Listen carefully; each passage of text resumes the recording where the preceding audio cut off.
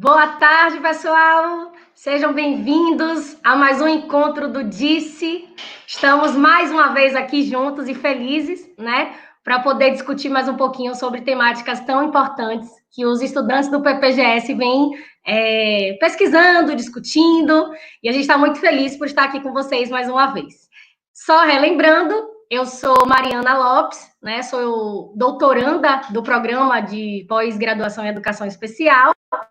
Eu sou morena clara, tenho um cabelo preto liso no ombro e estou aqui fazendo a apresentação desse encontro e representando a comissão acadêmica do DICE, certo?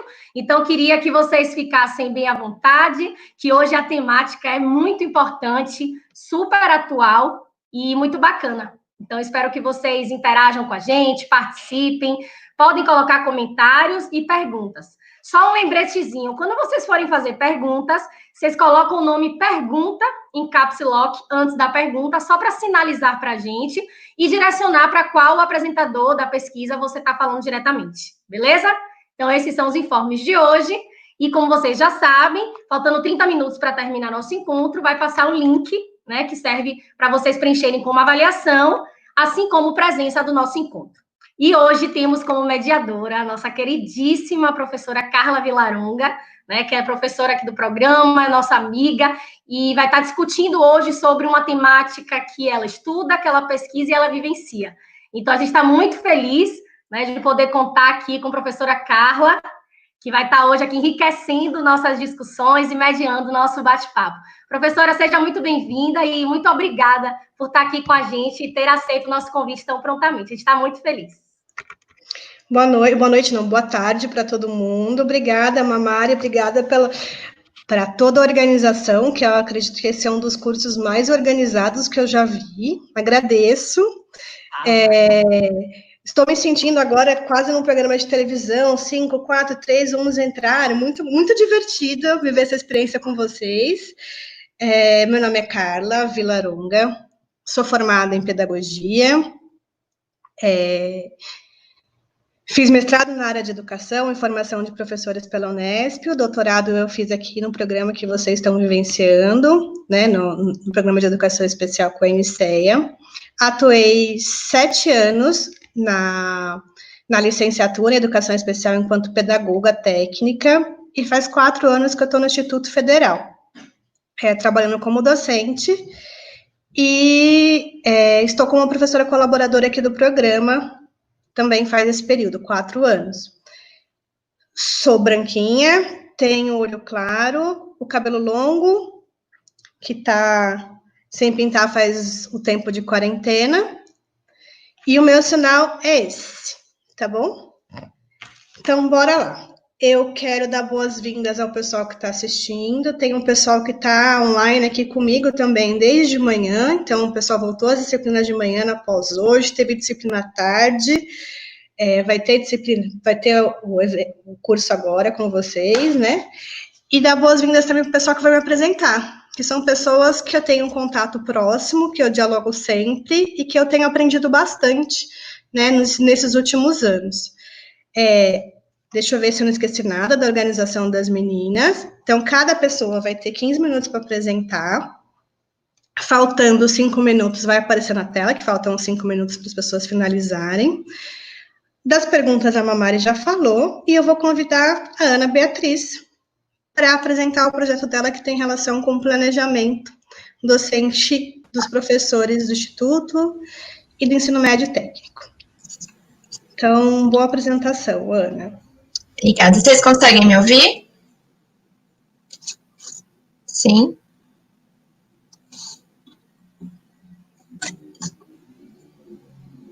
Sim. Eu gostaria de agradecer, primeiramente, que eu estou muito feliz em poder partilhar sobre a minha pesquisa. Eu começo me apresentando, então. Meu nome é Ana Beatriz Momesso Franco, eu sou formada em pedagogia e atualmente mestrando em educação especial pelo programa de pós-graduação da UFSCar. Eu tenho altura mediana, cabelos longos e escuros, pele clara e estou usando uma blusa florida amarela. Minha pesquisa, então, ela está intitulada como Planejamento Educacional para alunos público-alvo da educação especial do ensino médio integrado. Minha orientadora é a professora Carla Ariela Rios Vilaronga, que também hoje está como mediadora do evento. Vou descrever meu slide, então, meu primeiro slide de abertura. Ele tem na parte superior a arte do DISC, né, em azul. Logo abaixo tem o título da minha pesquisa, que eu já citei para vocês. Do lado direito, o meu nome, o nome da minha orientadora, com os nossos e-mails para contato. E do lado esquerdo, coloquei o mês, junho de 2020, o ano. E logo abaixo, os apoiadores do evento, né? O FISCAR, PPGS e CAPES. Pode passar o slide. Bom, então começo trazendo um pouquinho da minha introdução, que traz alguns dos movimentos a favor da inclusão. Então, desde 1990, o Brasil ele vem sendo influenciado por movimentos a favor da inclusão. E aí eu coloco aí 1994, trago a Declaração de Salamanca, onde diversos países eles foram chamados a estarem passando por reestruturações no sistema de ensino para a inclusão dos estudantes, independente das suas condições. Em 2008, eu também trago a Política Nacional de Educação Especial na perspectiva da educação inclusiva, que ela tem como proposta a inclusão escolar dos estudantes com deficiências, transtornos globais do desenvolvimento, altas habilidades e superdotação nos sistemas regulares de ensino. Então, ele traz essa proposta de assegurar a inclusão escolar na sala regular. Pode passar. Com essa proposta nos sistemas regulares de ensino, o percentual de matrícula dos estudantes público-alvo da educação especial, eles aumentaram consideravelmente no decorrer dos anos.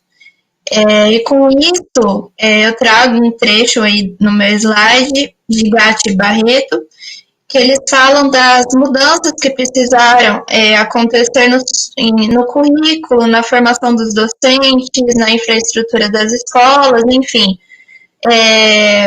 uma total reorganização de ensino. Pode passar.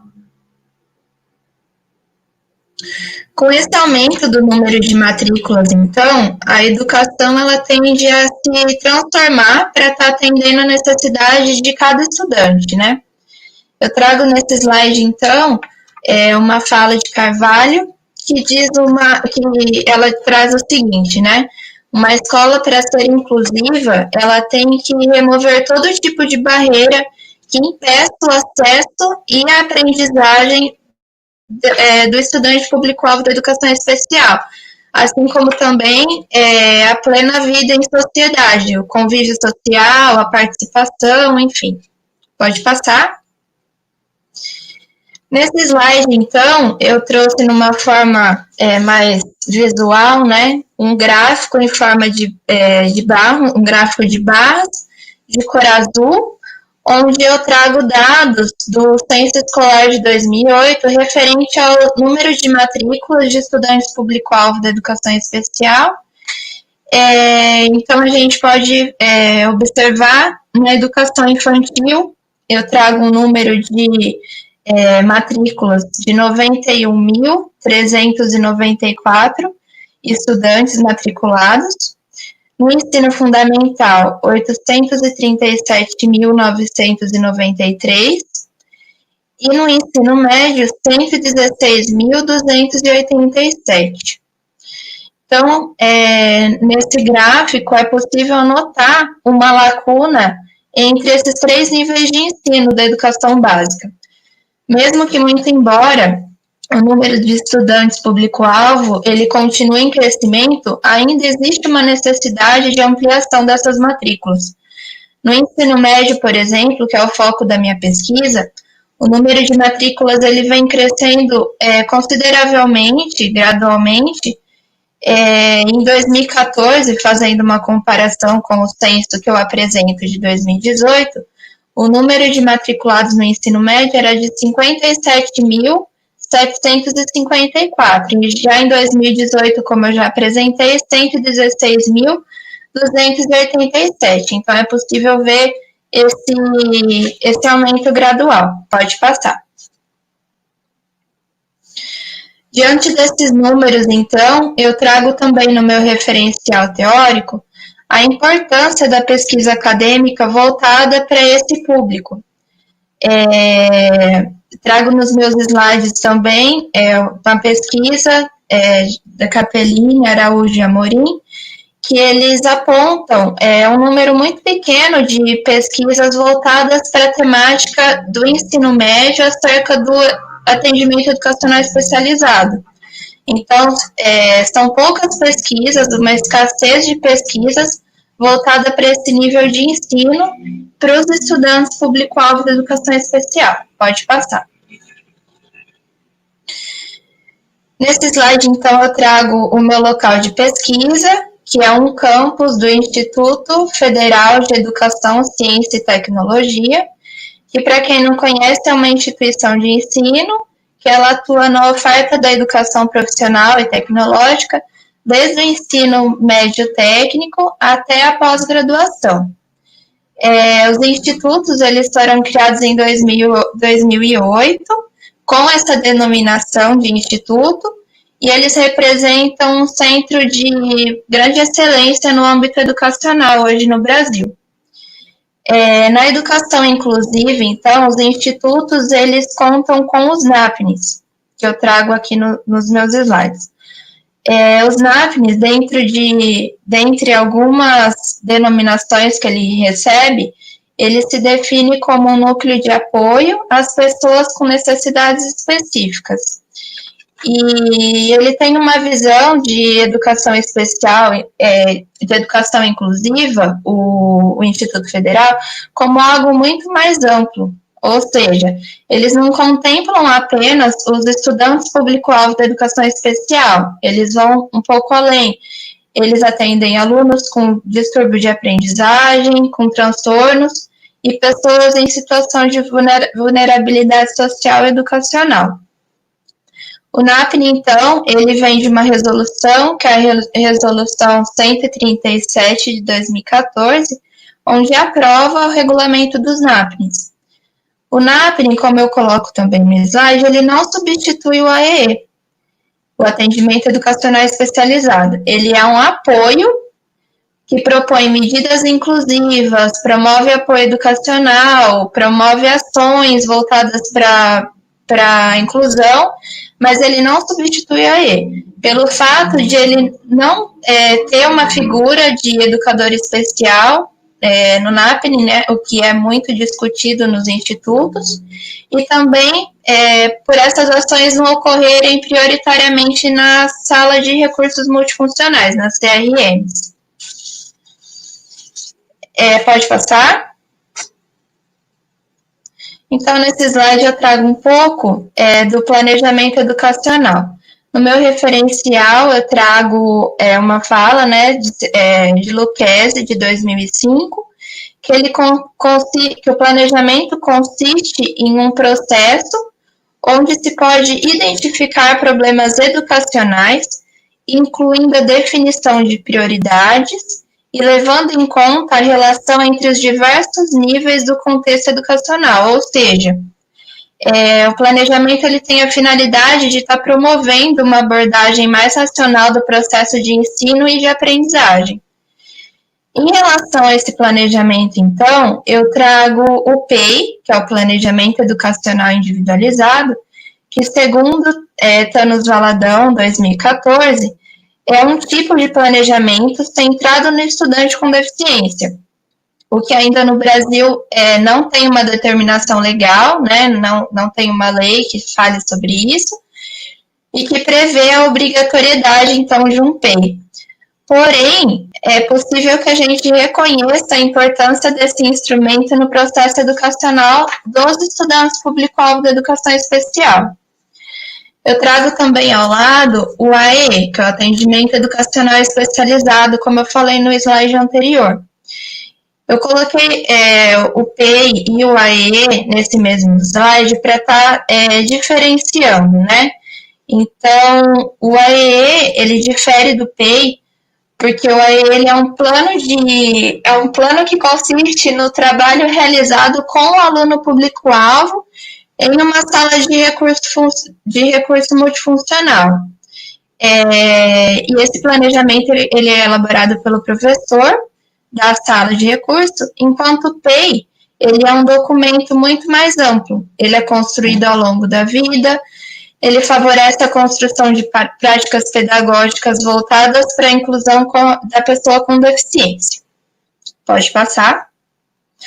E no meu último slide, então, eu termino trazendo o objetivo da minha pesquisa, que é descrever e analisar, juntamente com os profissionais dos Institutos Federais de Educação, Ciência e Tecnologia do Estado de São Paulo, o planejamento para os estudantes público-alvo do ensino médio integrado. Então, a minha pesquisa ela tem como objetivo estar conhecendo e fazendo um levantamento, né, do que os profissionais dos institutos estão fazendo em relação ao planejamento dos alunos público-alvo da educação especial. Eu venho fazendo um levantamento, então, tive alguns problemas de coleta de dados por conta da pandemia, mas até o momento, não trouxe meus resultados no slide, mas até o momento o que os professores vêm trazendo é que muitas vezes, ainda mais por se tratar de ensino médio, onde são matérias complicadas, principalmente da área de exatas, eu tenho bastante dificuldade nessa área, eles fazem um planejamento pensando na sala como um todo, né? Eu achei isso muito interessante pelo fato de que não fica uma coisa diferenciada, né? Eles fazem um planejamento pensando no aluno público-alvo e isso também acaba beneficiando os demais alunos. Então, é isso, eu agradeço e é só. Obrigada, Ana. É um prazer te ouvir de novo e conversar com você sempre sobre esse assunto. A gente conversa quase semanalmente, né? E tem coisas da sua fala que eu vou retomar aqui porque eu considero que são importantes para o clima da pesquisa e que eu acredito que vão conversar com as pesquisas que vão vir depois, né? Uma das coisas é que a gente não tem ainda o número de matrículas para o ensino médio, porque os dados que são computados no contexto do Instituto, do ensino médio técnico, eles são invalidados em muitos institutos, como o meu, por exemplo, pela não exatidão, né? Então, os alunos têm se descrito, por exemplo, como deficiente visual no sistema, né? No sistema que a gente utiliza, que chama SWAP, e na hora de buscar os dados, esses alunos, eles estão ingressando, né, nos dados estatísticos. Ou a gente tem alunos que têm deficiência, que entraram pela lei de cotas, por exemplo, nos últimos 3 anos, e que também não estão no sistema. Então, como a gente tem os campos do Instituto, eles não estão fixos, a gente não tem um campo só, a gente tem vários campos divididos, né? A gente tem aqui em São Paulo, por exemplo, são 37. A gente não consegue ter a exatidão desse número e entender, né, qual foi esse aumento. A gente tem percebido esse aumento pela procura dos professores, pela procura das instituições, em pensar em planejamento para esses alunos, em pensar no planejamento da aula, em tentar entender o que é o PEI, o papel dos profissionais, e questionar um pouco esse processo de inclusão que vem existindo, né, que se apresenta. Principalmente, questionar o direito dos alunos. Eu acabei de fazer uma vídeo com um dos campos do Instituto, que eles vieram questionar isso mesmo. Eu sei que meu aluno tem direito e que eu não estou atendendo, o que eu posso fazer? Eu, enquanto instituição, posso entrar no Ministério Público? E eu digo que sim, pode. Os professores também não têm o direito assegurado de ter o professor com ele, para fazer planejamento, para pensar coletivamente e para fazer um trabalho conjunto. Deixa eu ver quem que é a próxima pessoa que vai conversar com a gente continua a discussão. Então, a Jéssica vai também conversar, pensando num planejamento que é um planejamento um pouco mais amplo, que vai além do planejamento da sala de aula, com o planejamento do professor, relacionado diretamente com o aluno, com o currículo, com os objetivos da disciplina e com as ementas. Tá bom, Jéssica? Seja bem-vinda. Olá, boa apresentação, estou por aqui. Tá bom, obrigada, Carlinha. Olá, boa noite. Meu nome é Jéssica Rodrigues Santos. Eu sou morena, tenho cabelo morena de pele escura, tenho cabelo preto liso.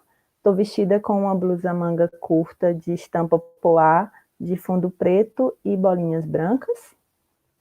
Atualmente eu sou aluna do programa como aluna de doutorado, orientada da professora Nicéia Mendes, mas hoje a gente vai apresentar alguns dos nossos resultados da pesquisa que foi realizada durante o mestrado. E no mestrado, fui orientada pela professora Carla, sou pedagoga de formação, formada pela Universidade Federal do Piauí, e mestrado fiz no PPGS e estamos dando seguimento à pesquisa agora no doutorado. O meu slide, ele está seguindo o padrão dos slides do DICE, tem um fundo branco, uma barra superior em tons de azul claro e azul escuro, com a sigla DISSEE, escrito Disseminando Saberes da Educação Especial, Temas Atuais e Inovações Pedagógicas. Na parte de baixo existe uma barra com os slogans de apoio do PPGS, da UFSCar e da CAPES. O título dessa pesquisa é Inclusão Escolar e Modos de Planejamento Educacional Individualizado nos Institutos Federais. Próximo slide, por favor.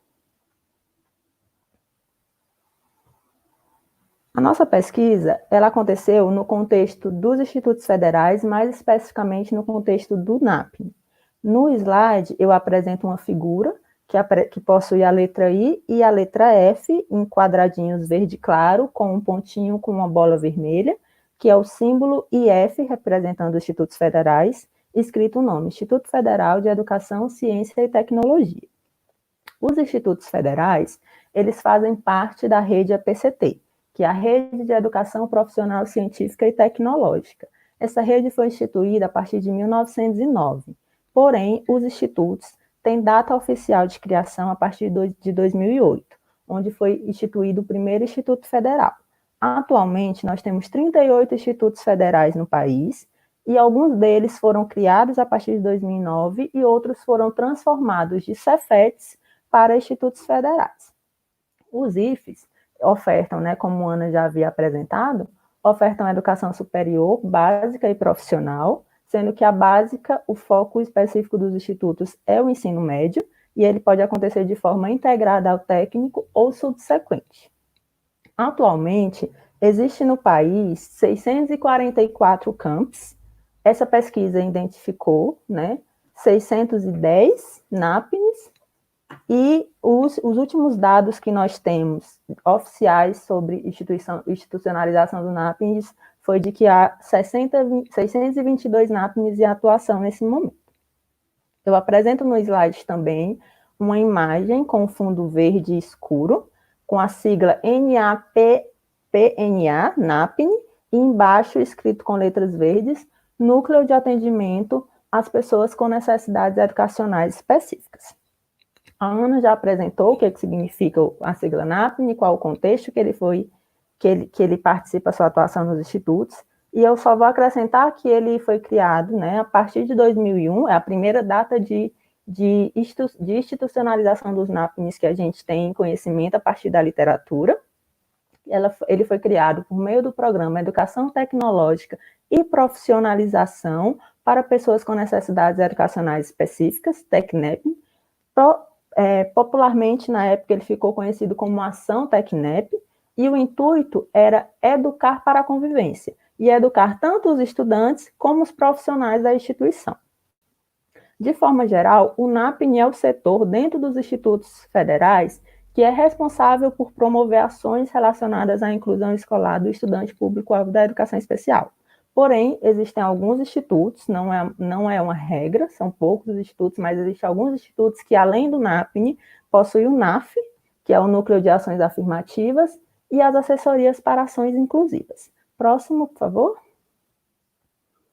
Então, essa pesquisa teve como objetivo geral Analisar os documentos regulatórios para a inclusão escolar e para o planejamento educacional individualizado dos estudantes público-alvo da educação especial nos institutos federais brasileiros.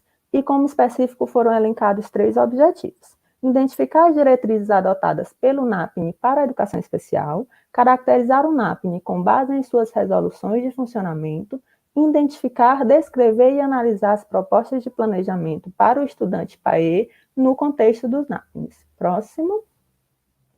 Foi uma pesquisa de campo de caráter exploratório e a gente adotou como procedimento de coleta, registro e análise a pesquisa de campo documental, né, como defendido por Gil, 2008, Lacatos, 2003 e Bardan, 1977.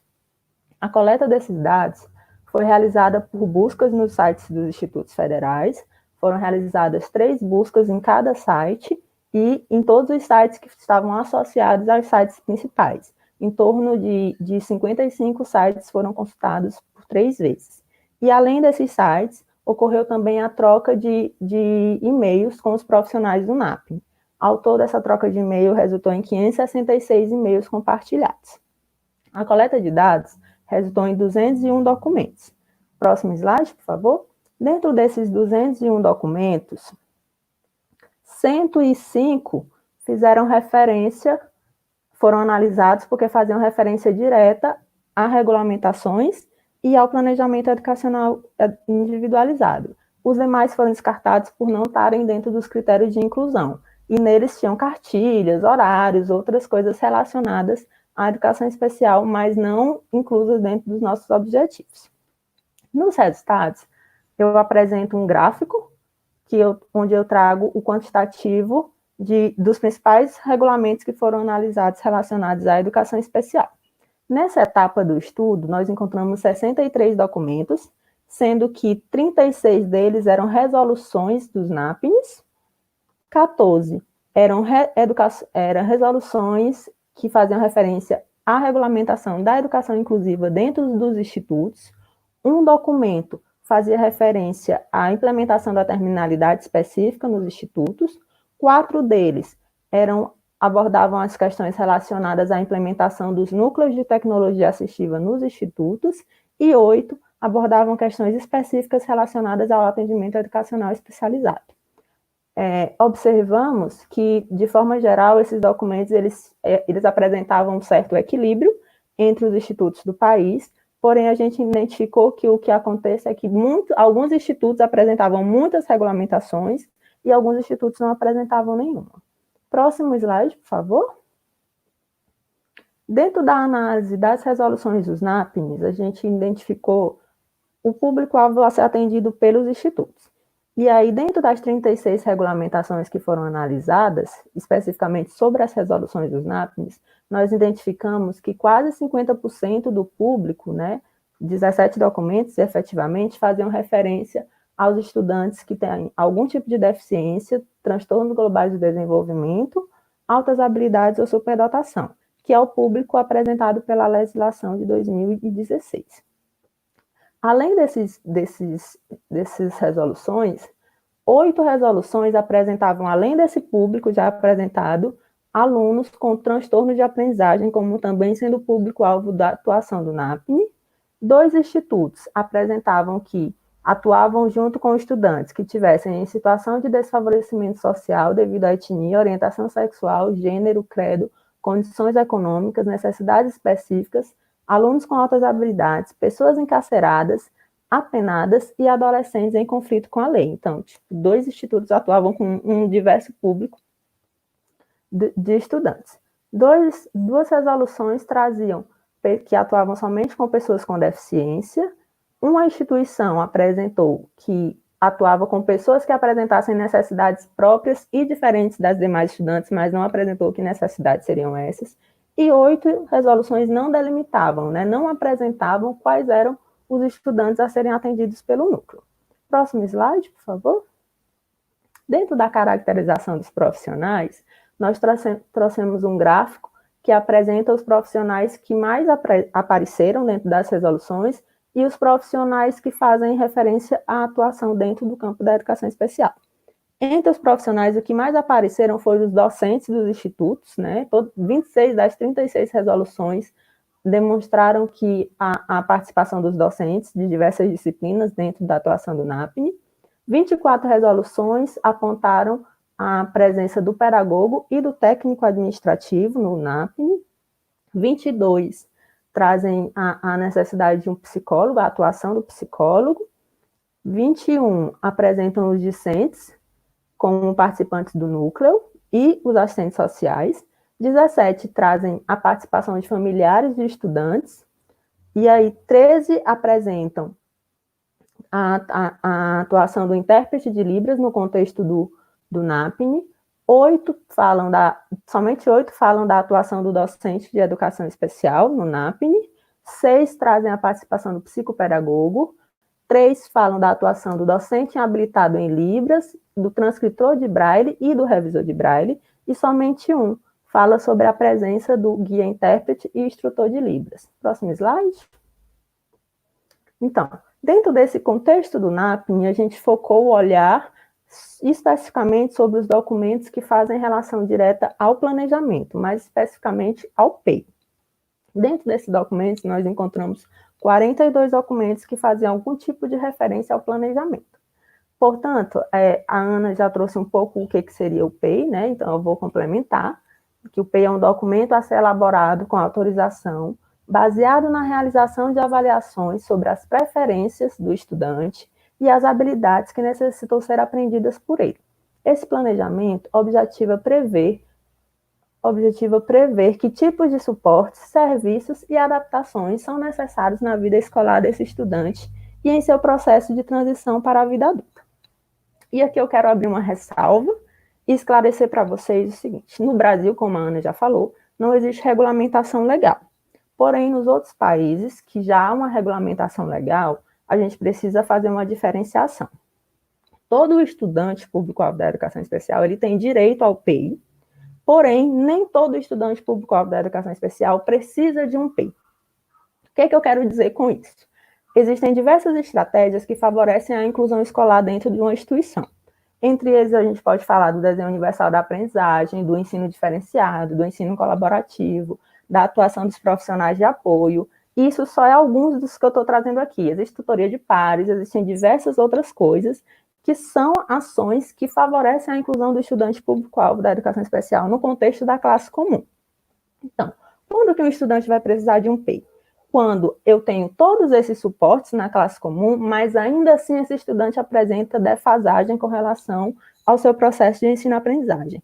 Quando isso acontece, esse estudante precisa de um PEI. Próximo slide, por favor.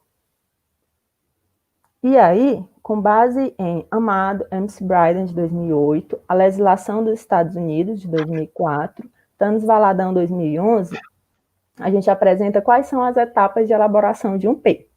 A primeira etapa seria o processo de autorização por parte da família e do próprio estudante para a investigação do PEI. A partir do momento que a família autoriza, a gente abre um processo de avaliação para identificar a elegibilidade desse estudante para o PEI, ou seja, se ele realmente precisa de um PEI. Identificado que esse estudante precisa de um PEI, é implementado o processo de avaliação para a identificação do repertório de partida, que é desenvolvido tanto pelo professor da educação especial, como pelos professores das diversas disciplinas, quais o aluno precisa de um PEI. Aí, após esse processo de avaliação, a gente tem a realização das reuniões para a elaboração e autorização do PEI, a implementação do plano de ação, a avaliação do ensino-aprendizagem e a revisão do PEI. E, no final desse processo, quando se trata do contexto dos institutos federais, a gente tem a implementação do plano de transição. Próximo slide, por favor. Dentro dos documentos analisados nos NAPNE sobre o planejamento, né, dentro do universo de 42 documentos, nós encontramos diversos títulos, e nem todos esses documentos, de fato, apresentavam características de PEI. Primeiro, a gente encontrou 8 documentos que eram chamados de Plano Educacional Individualizado, 8 documentos que eram chamados de Plano de AE ou Plano de Trabalho, 4 documentos que tinham o título de Adaptações Pedagógicas, 10 chamados de ficha de atendimento, de ficha de acompanhamento e atendimento. Ficha de atendimento foram encontradas em 9 documentos e ficha de encaminhamento em 3. Então, a partir da catalogação geral desses documentos, nós realizamos o critério de análise com base nos principais tópicos que apresentavam dentro desses documentos. E aí, próximo slide, por favor. E aí a gente subdividiu em dois grandes blocos para subsidiar essa análise. O primeiro era com base no que esses documentos apresentavam acerca da identificação. Então, a gente analisou quais eram as informações perguntadas sobre o estudante, sobre a família, sobre as condições de saúde geral do estudante, sobre informações institucionais pregressas e informações institucionais atuais, que são informações que não necessariamente estão dentro do PREI, são informações pré-planejamento. E dentro das etapas do planejamento, nos documentos encontrados, a gente identificou avaliação para a elaboração do PEI, reuniões para a elaboração e autorização do PEI, implementação do plano de ação, de onde se partia a autoria e a avaliação do ensino-aprendizagem e revisões desses planejamentos, e quais abordavam questões relacionadas à terminalidade específica e ao plano de transição. Nem todos apresentavam todas as características, mas aí a gente fez dentro do trabalho análise ponto a ponto desses tópicos. Próximo slide, por favor. E aí nós encontramos, dentro das considerações finais, né, alguns pontos positivos e alguns pontos a serem refletidos. Pontos positivos que nós identificamos foi a existência de alguns NAPNs bastante atuantes, inclusive com algumas das características importantes sobre o PEI. A quantidade de documentos sobre planejamento superou a expectativa, porque quando nós fizemos a busca dentro dos sites, a gente só encontrou 6 documentos, então, a partir do momento que a gente entrou em contato com os núcleos, a gente expandiu essa quantidade, que dá indício de que, mesmo não havendo regulamentação específica dentro dos institutos para a implementação do planejamento, os profissionais dos NAPNs, eles estão demandando essa necessidade e estão, por vontade própria, por empenho, desenvolvendo algum tipo de trabalho para realizar o planejamento dos estudantes. 19 dos documentos analisados, eles apresentavam algumas das características do PEI, e nenhum a gente encontrou todas, mas só encontrar algumas, considerando que o Instituto não faz nenhuma regulamentação e que o nosso país não tem uma regulamentação para esclarecer o que é o PEI, a gente já considerou um grande avanço, e que alguns desses documentos demonstravam a necessidade do professor de educação especial nos IFES, que é outra temática também que precisa ser refletida, porque não são todos os institutos que apresentam esse profissional. Próximo slide, por favor. E os pontos a serem refletidos, a gente traz que poucas regulamentações para a educação especial por parte dos IFES e a falta de política que institucionalize o atendimento educacional especializado nessas instituições, a falta de uniformização no atendimento do NAPN, a ausência de algumas características do PEI, como a participação do estudante público-alvo da educação especial e de sua família como protagonista na elaboração do documento, a identificação de quais testes estão sendo utilizados no processo de avaliação e a clareza nas instruções das atividades, e em todos eles a gente identificou a ausência de um processo para a implementação do plano de transição. Então, de forma resumida, eu pesquisei isso. Próximo slide, por favor. Muito obrigada. Aqui está o meu e-mail, caso alguém queira ter maiores informações, estamos abertos ao debate. Obrigada. Olá, obrigada, Jéssica. Vou usar um pouquinho do tempo que você não teve para conversar um pouco mais sobre o tema, porque eu sou apaixonada, então eu não consigo, né, Jéssica? O Instituto é um mundo à parte, né? Ele tem um pouco de ensino médio, que a gente tenta dialogar com a política da rede estadual, com a política do AE, que é feito nas escolas públicas de ensino médio, mas a gente encontra uma lacuna, porque a gente funciona, apesar de ser federal, a gente funciona de uma maneira diferente, a gente não tem as salas de recurso, a gente não tem um professor de educação especial em outros campos, a gente temos o superior e a pós-graduação, com professores, muitos com formação nas áreas de exatas, nas áreas tecnológicas, que se tornam professores quando eles passam num concurso, e a formação de ser professores acontecem depois, né? Então, a gente percebe uma lacuna e uma necessidade de fazer essa parceria. E uma necessidade não só de fazer parceria com o professor, mas de fazer uma parceria com toda a comunidade escolar. Então, nós temos o privilégio de ter uma equipe multiprofissional na maioria dos campos. Então, a gente tem psicólogo no campus, a gente tem assistente social, temos pedagogo, que não é uma realidade de todas as escolas, né, de ensino médio ou das instituições de ensino superior. Nós temos também relatos de alunos que se empoderam muito com esse processo de PEI, mesmo a gente sabendo que o PEI que a gente tem nomeado não é o PEI da teoria, né? Não tem todos os processos do PEI da teoria.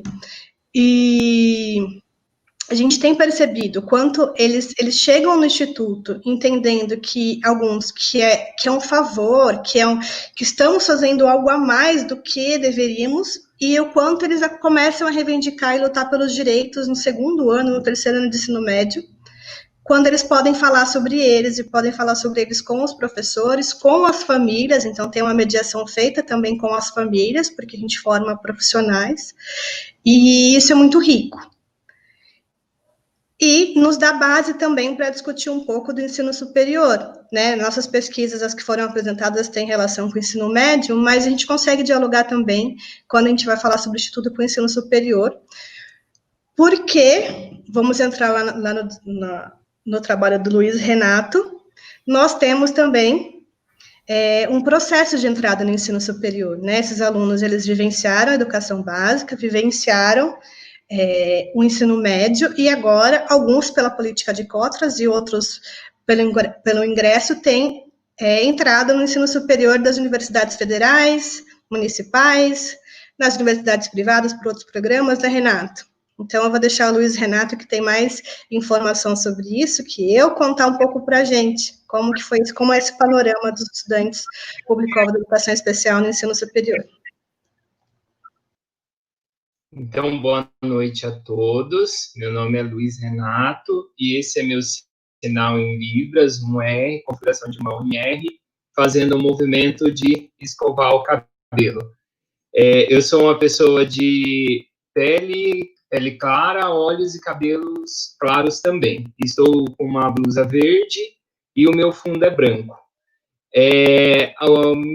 Meu título da tese, na verdade, eu já defendi, então eu fiz mestrado e doutorado na educação especial do PPGS, e para contextualizar um pouco, eu entrei com um projeto de pesquisa no qual eu trabalharia com a questão da surdez, assim como eu trabalhei também no mestrado.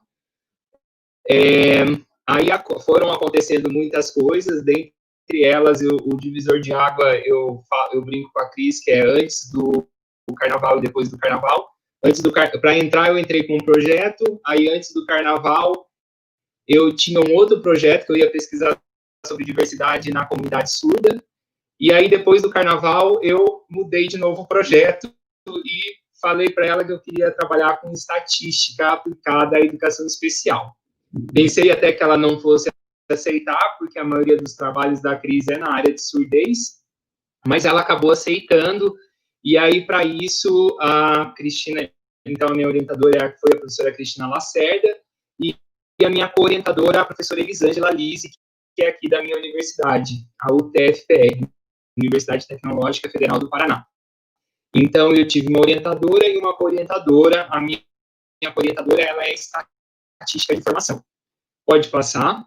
O meu objetivo, então, geral da pesquisa foi o de analisar e mapear os estudantes público-alvo na educação superior, tanto pública quanto privada. E a gente tomou como ano para fazer essa análise no censo o ano de 2015. Daqui a pouco eu explico quem é o público-alvo e por que o ano de 2015. Pode passar? De forma mais específica, eu objetivei apresentar um panorama da educação superior a partir da leitura dos microdados do censo, antes da lei de reserva de vagas. Pode passar, então, por que o ano de 2015? Porque em 2016 foi publicada a Lei 13.409, que fala sobre reserva de vagas na educação superior pública federal. Então, nas instituições de ensino federal, tanto do ensino superior quanto do ensino técnico, tem que ter uma porcentagem de reserva de vaga para pessoas com deficiência. E por essa razão, então, eu analisei um ano antes para a gente ter uma foto, um retrato do ano de 2015. E aí, haver outras pesquisas futuras que vão comparar os dados que eu tenho em 2015 com os dados depois da lei de reserva de vagas e ver se aumentou o público-alvo da educação especial ou não. Então, eu trouxe aqui um gráfico. O meu gráfico, ele está escrito matrículas e ele tem uma circunferência maior e uma bem pequenininha ao centro dele. Essa circunferência maior significa as 8 milhões de matrículas que nós temos na educação superior federal em 2015. Mais de 8 milhões. A bolinha do centro bem pequena, é as pessoas público-alvo da educação especial. Ou seja, o público-alvo em 2015 representava nem meio por cento. Para ser mais exato, 0,47%.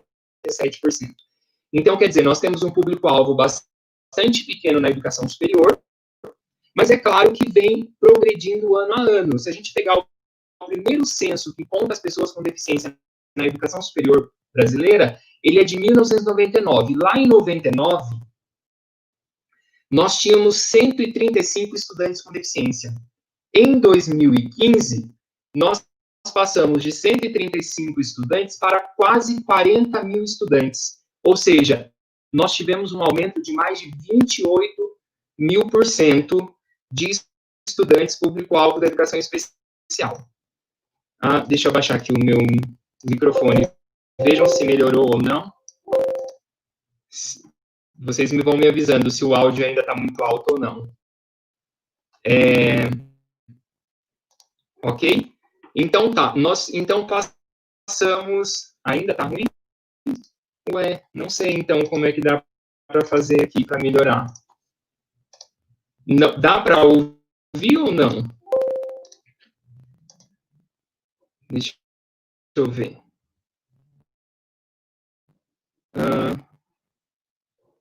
O áudio está ruim. Dá para ouvir, tá.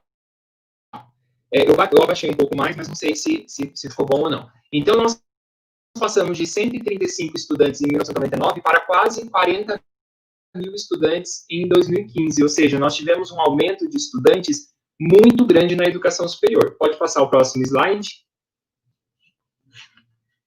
Esclarecendo alguns pontos. Quem são os estudantes público-alvo da educação especial? São estudantes com deficiência, transtorno do espectro autista e estudantes com altas habilidades e superdotação. Por que o ano de 2015? Porque a lei de reserva de vagas é de 2016. O censo, o que é o censo de educação superior? O censo de educação superior, ele é composto, todos os anos, ele coleta dados sobre os estudantes que estão na educação superior e também todos os anos se coletam dados de estudantes que estão na educação básica. Então, você pega todos esses estudantes, coletam os dados sobre eles e coloca em uma plataforma para você abrir esses dados. Eles são muito grandes, então, geralmente, você abre por meio de programas e softwares estatísticos. Qual é os principais gargalos e problemas que existem dentro do censo? Primeiro, existe apenas 0,5% de pessoas que são público-alvo da educação especial que são identificadas. Porém, existe um público 16 vezes maior, de 8%, que são estudantes que simplesmente quem colocou o dado lá, o pesquisador institucional, ele disse que não sabia se a pessoa tinha ou não deficiência. Gente, só me avisa se tá bom o áudio. Vocês querem que eu continue ou quer que eu volte depois? Para ver se melhora, eu troco fone de ouvido, não sei. Eu posso tentar pegar um fone de ouvido lá, mas aí eu teria que voltar depois ou não? Vocês quem sabem, vão me avisando aí. É que aqui no Paraná tá chovendo bastante agora. Pode ir buscar. Mas você vai colocar outra pessoa ou não? Eu vou ter que conectar aqui no computador ainda. Eu ia trocar de computador, na verdade, se tiver ruim.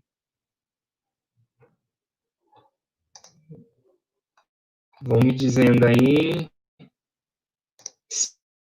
Sim, aqui tá chovendo bastante. Vejam aí, se vocês querem trocar ou se eu continuo, então, daqui.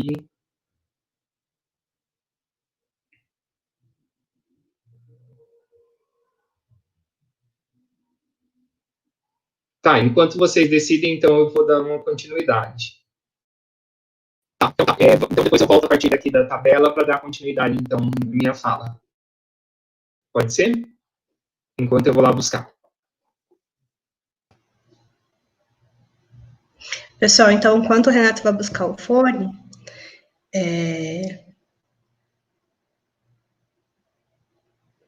Foi.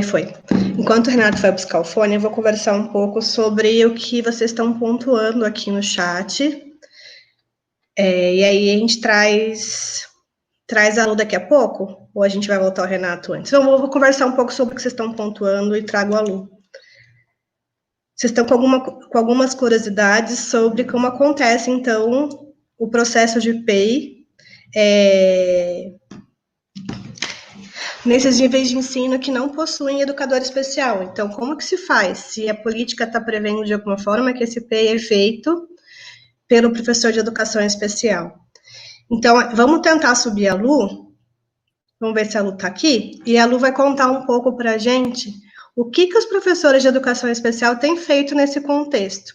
Né? Ela vai falar um pouco do contexto dos institutos também, mas eu acredito que representa um pouco do trabalho que representa, faz diálogo com o que está sendo feito no ensino superior, né? Porque algumas ações têm relação com as funções do docente de ensino superior e não com as funções do docente de educação especial em si, que faz atendimento educacional especializado.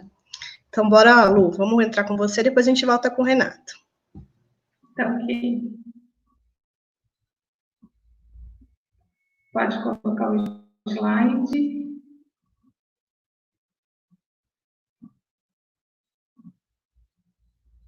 Então, vou me apresentar, eu me chamo Luciana, eu sou aluna do mestrado de Educação Especial da UFSCar. A minha orientadora é a Carla Villalonga, que é a mediadora de hoje.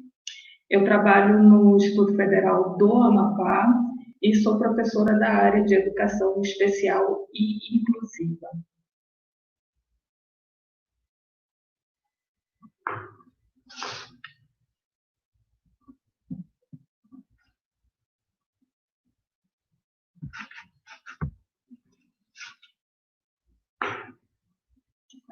O slide ele segue a formatação disponibilizada pela organização. Ele tem um fundo branco, tem as letras pretas, em cima tem o layout do curso e abaixo tem 3 layouts: o do programa de educação especial, de pós-graduação em educação especial da UFSCar, o da UFSCar e o da CAPES. Pode passar. As meninas anteriormente falaram um pouco sobre essa questão histórica temporal dos institutos, mas aqui eu resolvi colocar um pouco mais contextualizado essa trajetória histórica, né? Então, em 1909, existiam 19 estados com essas escolas de aprendizes de artifícios. E o objetivo dessas escolas era em educar e ensinar um ofício aos meninos de 10 a 13 anos que estavam em alguma situação de vulnerabilidade. E eram todas escolas que eram subordinadas ao Ministério da Agricultura na época. Em 1937, algumas dessas instituições viraram os liceus profissionais. E em 1942 surgiu então as escolas industriais técnicas, que aí já não eram mais subordinadas ao Ministério da Agricultura e agora eram subordinadas ao Ministério da Educação e da Saúde. E o ensino era profissional e técnico e era equiparado ao ensino médio. Em 1959, então, surgem as escolas técnicas e aí se tem mais autonomia didática, financeira e também administrativa, e aí sim foi autorizado a formação técnica em nível superior. Em 1978, surgem os centros de federais de educação tecnológica, e aí tem mais uma especificidade para a indústria. E em 2008 tem a expansão desses centros, né, que alguns se tornam institutos federais, e aí também se tem uma expansão dessa rede federal em todo o território do Brasil. Pode passar? Então, também, como já foi apresentado anteriormente, atualmente integram essa rede federal de educação profissional, científica e tecnológica 38 institutos federais, a Universidade Tecnológica Federal do Paraná, 2 centros federais de educação tecnológica, um no Rio de Janeiro e outro em Minas Gerais, 25 escolas técnicas vinculadas às universidades federais e o Colégio Pedro II. O que é importante ressaltar que, por exemplo, de 1909 a 2002, tiveram 140 escolas profissionalizantes nessa temática, né, nessa linha. E de 2003 a 2016 foram construídas mais 500 unidades. E hoje, como foi colocado com a Jéssica, se tem 644 campos em todo o território nacional. Pode passar? Aí tem um gráfico do Brasil e onde essas instituições estão localizadas, né? Se vê que tem uma grande proporção dentro do Nordeste, do Sudeste e do Sul. O que está com um ponto verde são os institutos federais, a amarela é a Universidade Tecnológica Federal do Paraná, o que está em azul escuro são os CETETs, e o que está em laranja são as escolas técnicas vinculadas às universidades federais, e o que está de vermelho é o Colégio Pedro II. Pode passar? Então, há 10 anos, o programa TecNep ele promoveu essa escolarização associada à profissionalização de pessoas com necessidades educacionais especiais em toda a rede federal de educação profissional e científica e tecnológica. Tudo isso para garantir o seu acesso, o seu ingresso, a permanência e a sua saída com muito sucesso, como está escrito da mesma maneira na Portaria 29 de 2010. E dentro dessa mesma portaria, ele fala sobre instituindo esses núcleos de apoio a essas pessoas que têm necessidades educacionais específicas. Pode passar? Eu faço 2 destaques nessa mesma portaria, que estão no artigo 2,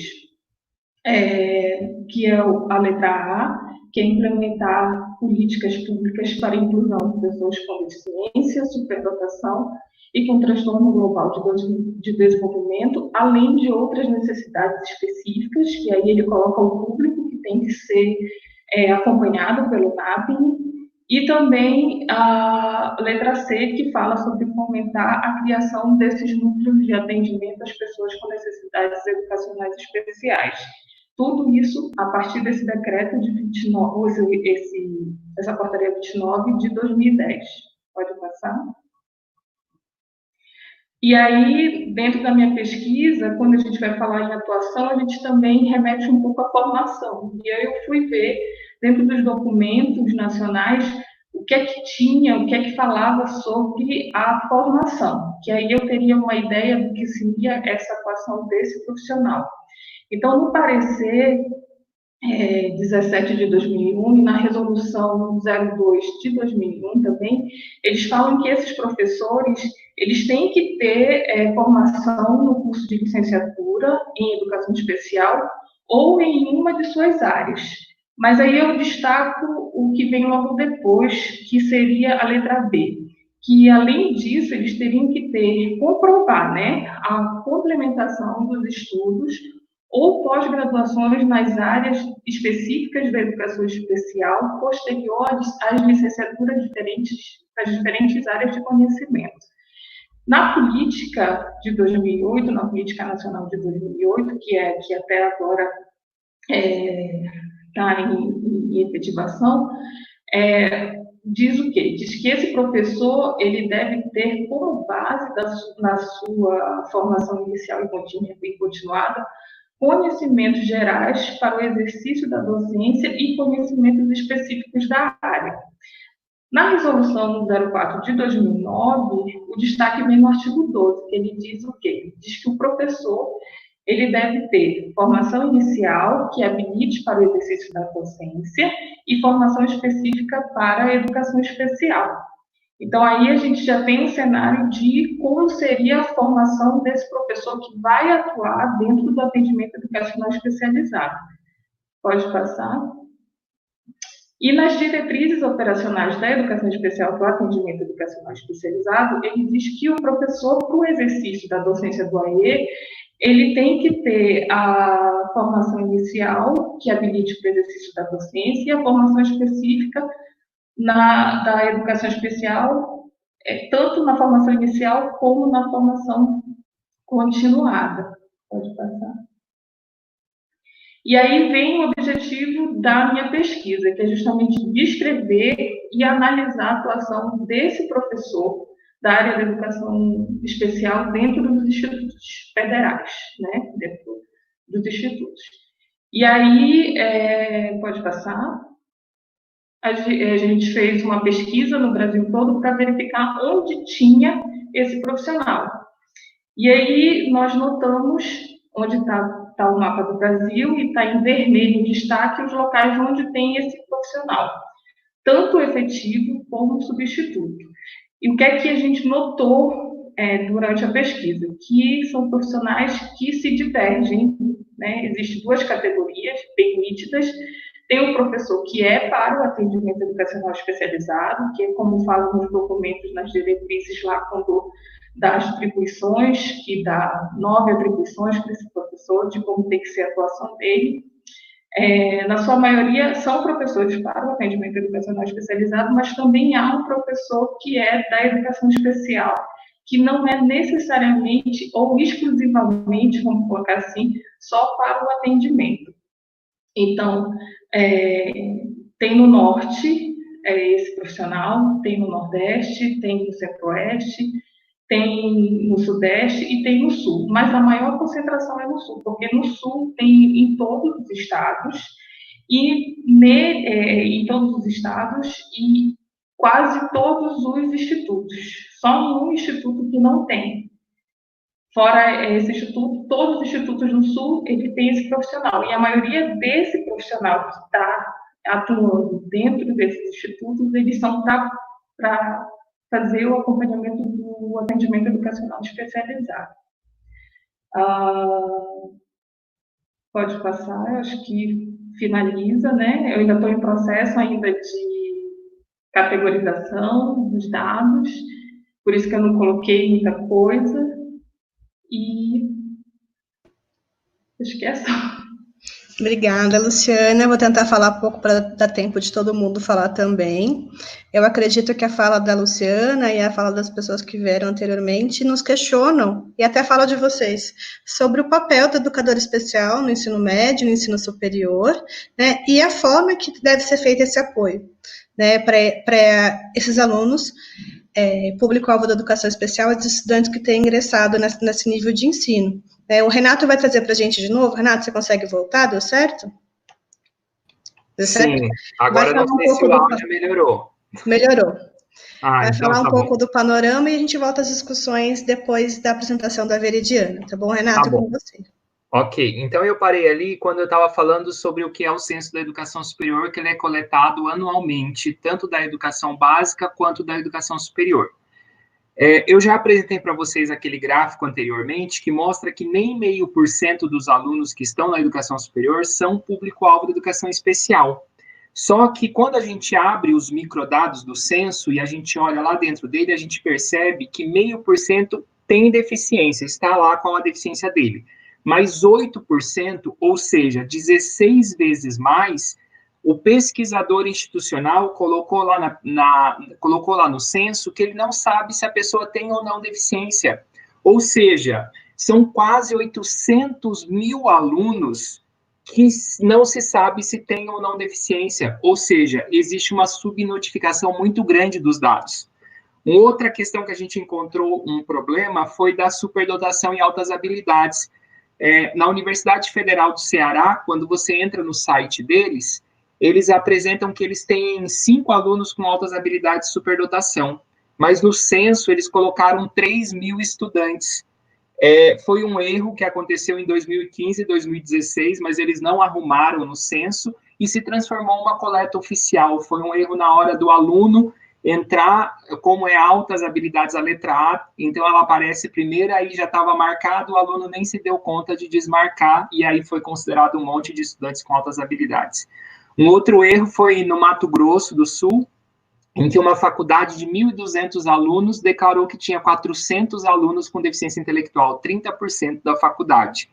E aí, ligando lá, mas já tinha mudado os donos da faculdade, eles também não souberam explicar qual foi o erro que aconteceu. Mas é uma informação oficial, então ela existe fé pública para que a gente possa utilizá-la. Tá? As tabelas minhas, elas foram construídas da seguinte forma. Então, se vocês quiserem saber do estado de vocês, quantos alunos público-alvo com síndrome de Rett tem no estado de vocês, tem lá. Qual a cor, raça desses alunos? Tem lá. Então, tem tudo por estados e por regiões brasileiras. Ao total, foram milhões de dados analisados. Então, as tabelas elas foram construídas tanto com valor em linha quanto em coluna. O que significa isso? Por exemplo, 60% dos estudantes público-alvo, eles estão em universidades. Os outros 40% estão onde? Em faculdades, institutos federais e centros universitários. No geral, quando a gente olha as matrículas no geral, é 50%. Então, quer dizer, o público-alvo está em maior porcentagem em universidades do que as matrículas no geral. E aí, por exemplo, você quer olhar quantos por cento a região norte representa dos alunos que estão em universidade, 8%. E aí você consegue analisar, tanto em linha quanto em coluna, esses valores na tese. Pode passar ao próximo. Só para vocês entenderem como foi construída a tese, o capítulo 2, eu trago qual a importância da estatística dentro da educação especial, ou seja, uma interdisciplinaridade dessas áreas. A importância das estatísticas para a gente construir políticas públicas. Então, para que eu construa uma política, geralmente os governantes eles querem saber sobre números. E aí, a partir daí, você vai dando esses números e vai dando norte para a construção de políticas. No capítulo 3, eu apresento um panorama da educação superior brasileira, como foi o surgimento da educação superior das primeiras faculdades, até a construção das universidades, o aumento, a ampliação das vagas, como ela se deu a partir das políticas mercadológica dos governos neoliberais, e assim foi. O capítulo 4, eu analiso 62 teses e dissertações, no qual trata-se sobre educação superior e ingresso ou inclusão de estudantes com deficiência ou público-alvo da educação especial. Se vocês que estão fazendo aí pesquisas qualitativas, eu usei um software bem legal, não sei se vocês conhecem, mas ele chama Iramutec, com Q no final. Então, o Iramutec, ele faz uma análise qualitativa. Então, eu peguei, e aí ele faz, por exemplo, nuvem de palavras, análise de correlação entre uma palavra e outra. Por exemplo, a palavra deficiência era a que mais aparecia nas teses e dissertações. Então, relacionada à deficiência, quais as outras palavras que vinham? Por exemplo, inclusão, ingresso, acesso, acessibilidade, formação de professores. Então, eu fiz essa análise usando um software qualitativo e estatístico ao mesmo tempo, que ele usa como base o software R. O capítulo 5, eu falei sobre os procedimentos metodológicos, ou seja, o uso do R, do SAS, alguns softwares estatísticos. E o 6, eu apresento os resultados e discussões das teses, do que eu encontrei lá na pesquisa. Pode passar? Esse próximo slide é uma figura, e essa figura, ela mostra como é que o pesquisador institucional clica lá no dado para colocar se o aluno tem ou não deficiência. Então, a primeira é uma pergunta. O aluno tem deficiência, ainda usa o termo transtorno global do desenvolvimento ou altas habilidades? Então, a resposta é sim, tem, não tem e não disponho desse dado. Então, existem 3 formas de responder. Então, uma das proposições da tese é que não existe este não dispõe dos dados, que obrigue ele a ir atrás da informação, se tem ou não deficiência. Aí tem várias opções. Então, primeiro, cegueira. Cegueira é diferente de baixa visão. Então, não vou explicar aqui os detalhes entre um e outro, mas existe um glossário, ou seja, uma explicação do que é cada uma delas. Mas cegueira abaixo de 5%, baixa visão entre 5% e 30% na melhor correção óptica. Surdez e deficiência auditiva, surdos, usuários de Libras, deficientes auditivos, usuários da língua portuguesa, mesmo que de forma precária. E dividido em graus também, surdez para clica quem tem surdez severa e profunda, e deficiência auditiva leve ou moderada. Na verdade, a leve nem é considerada deficiência no Brasil, porque é acima de 41 decibéis. Deficiência física é algo que mais tem estudantes com deficiência no Brasil, é uma gama muito grande, tetraplegia, paraplegia e assim vai. Deficiência múltipla eu vou pular porque é algo muito complexo e eu quero falar uma questão sobre ele. Autismo, síndrome de Asperger, alguns falam Asperger também, e transtorno desintegrativo da infância. Ainda traz essas nomenclaturas de forma separada. Eu acredito que saindo o censo agora, de 2019, ainda não saiu de 2019, já vai sair como transtorno do espectro autista. E uma categoria que vai sair vai ser, por exemplo, síndrome de Rett.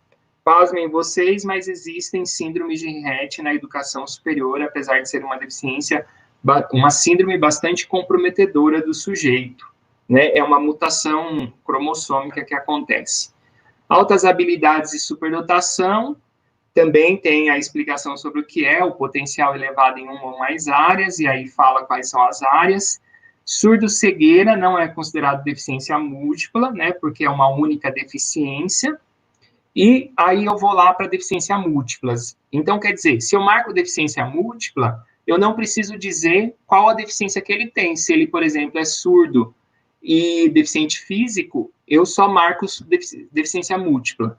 Mas tem pesquisadores que não marcam a deficiência múltipla, que ele marca, por exemplo, que ele é surdo e tem deficiência física. Ele marca separadamente. Então, além dessas categorias aí, a gente criou na tese uma categoria chamada associação de características, no qual você coloca essas duas características que o pesquisador, por algum motivo que não se sabe qual, marcou como o sujeito tendo deficiência múltipla. Não marcou, né? Próximo. Quais as variáveis que eu analisei? Ou seja, qual o panorama que eu tracei? Então, quantos estudantes tem? Então, eu estou apresentando aqui uma figura no qual é um círculo e no qual, nesse círculo, tem 5 nomes das variáveis que eu utilizei. A primeira dela é matrícula, quantos estudantes tem, se eles recebem ou não apoio social da instituição, a idade desses estudantes. Então, por exemplo, vou dar um feedback do que está lá na tese. Idade. Os sujeitos público-alvo da educação especial dentro da educação superior, eles estão com mais idade. Então, se a gente olhar, por exemplo, os relatórios da ONU, qual a idade ideal para se estar cursando a educação superior? A mais adequada, entre 18 e 24 anos. O público-alvo da educação especial, geralmente, eles estão com mais idade. Então, essa é uma pergunta que, por exemplo, seria um projeto muito legal de mestrado ou doutorado para se investigar. Se esses estudantes estão chegando tarde na educação superior ou se esses estudantes estão permanecendo mais tempo na educação superior. Existem essas duas possibilidades. Eu tenho uma tese que até discuto um pouco dentro da tese, que, na verdade, eles ingressam mais tarde em alguns casos, mas não é uma resposta definitiva. O sexo, se é sexo masculino ou feminino, são essas as únicas duas opções que se tem. E raça, cor, que é branco, preto, amarelo, indígena, não dispõe dos dados, e aí tem as variáveis. Próximo. Então, aquelas primeiras variáveis diz as características do estudante. Então, eu tenho uma próxima figura, que ela é um triângulo, de forma triangular, e tem 3 características que eu analisei. A primeira, a matrícula por tipo de característica, ou seja, quantos estudantes surdos de raça, cor branca existe dentro da educação superior. Tem esse dado lá, tá? A raça, a cor, o sexo e a matrícula. Então, se vocês forem olhar para dentro da tese, existe mais de uma centena de tabelas e gráficos que dá para se ter um panorama bastante completo. Próximo.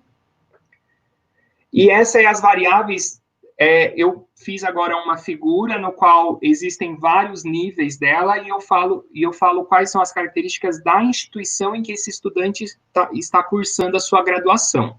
Outro dado importante, são estudantes de graduação, porque se você olha só para o censo, vai ter um número muito grande, mas ele mistura estudantes de graduação com estudantes de cursos sequenciais.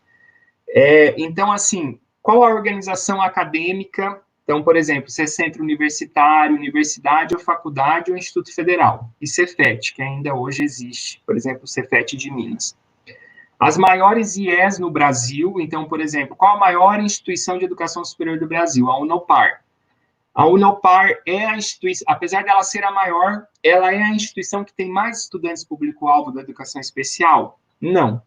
Então, as universidades federais que têm mais estudantes público-alvo, Universidade Federal do Rio Grande do Sul e Universidade Federal da Paraíba ou do Piauí. Me desculpem, mas agora esqueci o estado, mas é um dos dois. A Federal do Ceará e tem mais uma que eu não estou lembrado.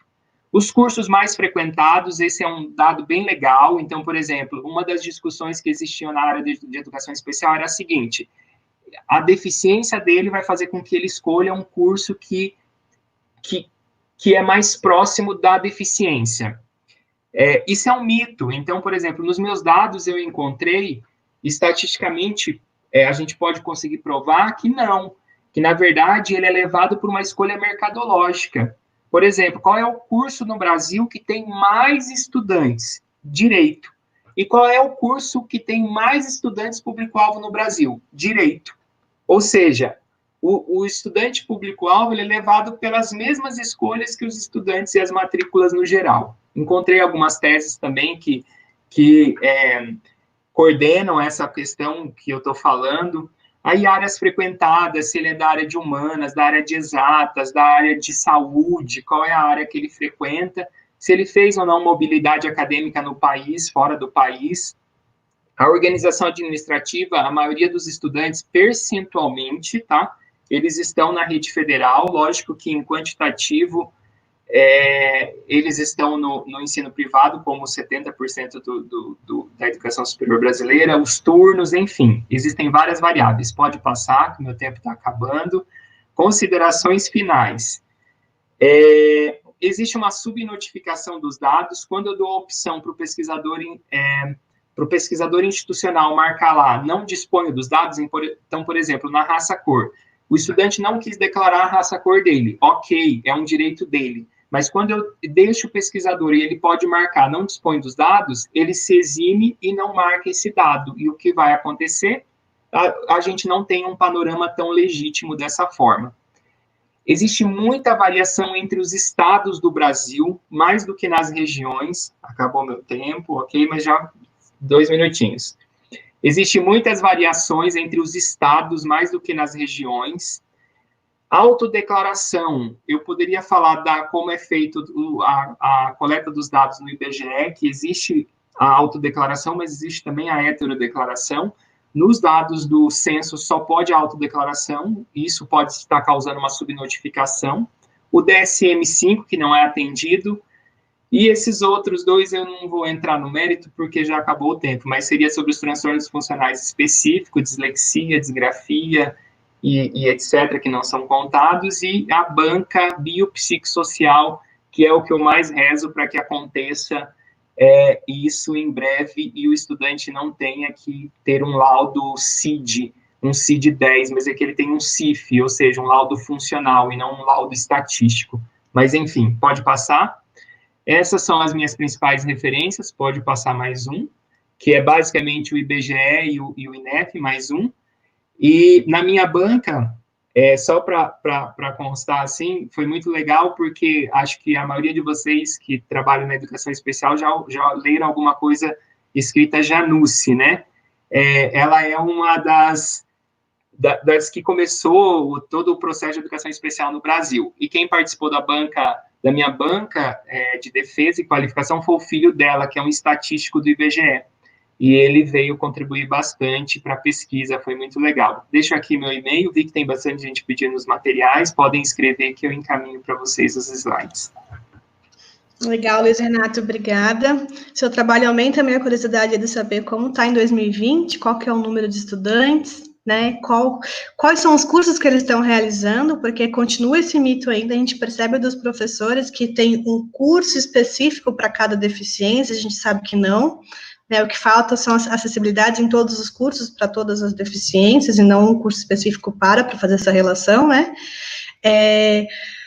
E eu vou chamar a Veridiana, antes de eu falar bastante, eu tomar uma dúvida aqui, para ela contar um pouco, então, como está esse panorama no ensino médio e como tem sido a participação desses alunos, né, no contexto do ensino médio. A gente volta, eu tenho várias perguntas para vocês também, que eu estou curiosa aqui. Obrigada, Veridiana. Bom, muito obrigada a todas e todos os envolvidos neste curso, eu estou gostando muito, na verdade. Então, eu vou começar. Eu sou Viridiana, eu sou de pele morena clara, eu estou vestindo uma blusa branca com flores de diferentes cores, eu uso óculos roxos e tenho um piercing no nariz também, cor preta. Eu sou mexicana, então aí vocês vão perceber um sotaque, talvez estranho, e talvez vou dar umas travadas, mas vou tentar de não fazer muito isso. Eu sou mexicana, eu cheguei em São Carlos em 2019 para fazer o doutorado em educação especial. No México eu fiz psicologia, fiz mestrado em desenvolvimento e planejamento da educação. Eu trabalhei lá, sobretudo com pessoas surdas, e eu trabalhei em institutos federais, o que equivale mais ou menos aqui em institutos federais, universidades tecnológicas lá. Eu sempre trabalhei com jovens surdos, e agora, no doutorado, eu decidi ampliar um pouco esse horizonte, e agora eu vou trabalhar com ensino médio, porque eu acho que lá a gente pode trabalhar com jovens, pensando nesse planejamento deles no futuro, se apercebendo como pessoas que podem mudar o futuro deles e o futuro que os cercam. Os slides da apresentação são os padronizados pelo DISC, eu não vou repetir, eu acho que todo mundo já falou como que são.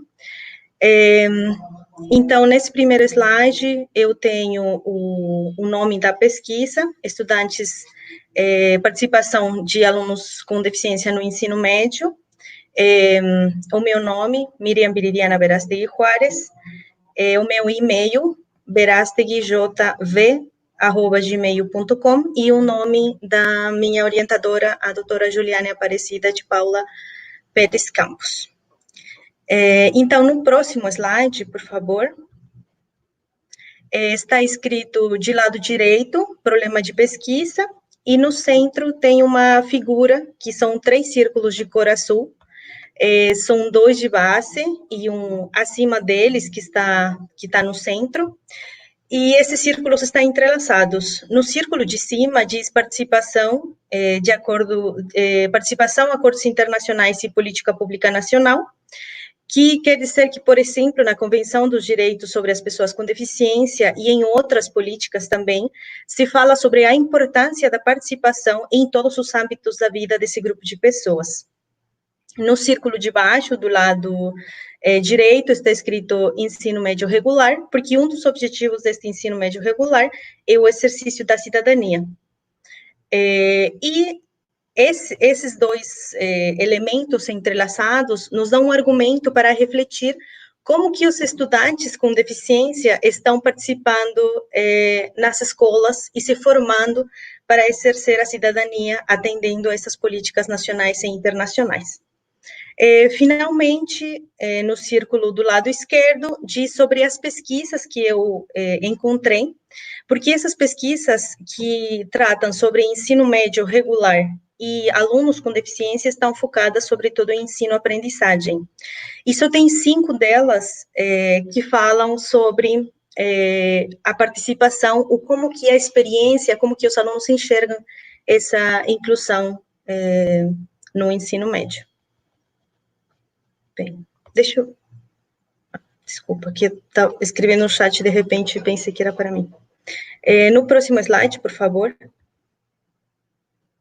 Então, no próximo slide, eu começo a apresentar o panorama geral, que guarda, como que cheguei, né, nesse panorama geral, que guarda a situação dos alunos com deficiência no ensino médio regular. E para isso, eu fiz uma busca na Biblioteca Digital Brasileira de Teses e Dissertações, e apresentamos aqui nesse slide um quadro que tem só uma coluna e 6 linhas. Na primeira linha está o título, que é combinações de palavras-chave, e seguido, em cada uma das filas, estão as combinações que eu fiz para essa busca. Então, tem ensino médio em deficiência, no próximo, ensino médio em educação especial, no próximo, em inclusão, no próximo, em educação inclusiva, e no próximo, em inclusão escolar.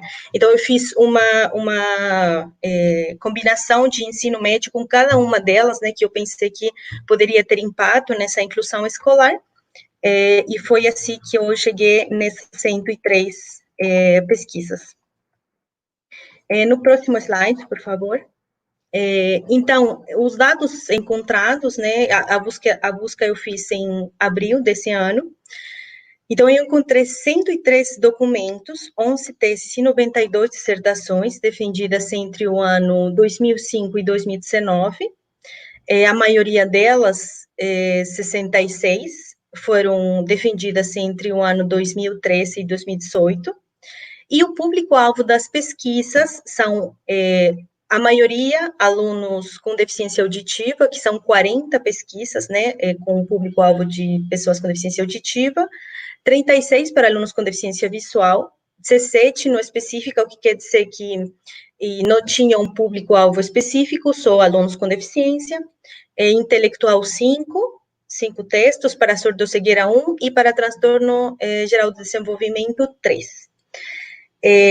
Esta pesquisa, esta tese que eu estou apresentando, né, que está em desenvolvimento, é para alunos com deficiência, então, não é para público-alvo. Então, todas as pesquisas que eram sobre autos-habilidades e superdotação não foram consideradas, e remarcando que é para ensino médio regular, não é para ensino médio técnico ou profissionalizante. Então, essas pesquisas também não foram levadas em conta.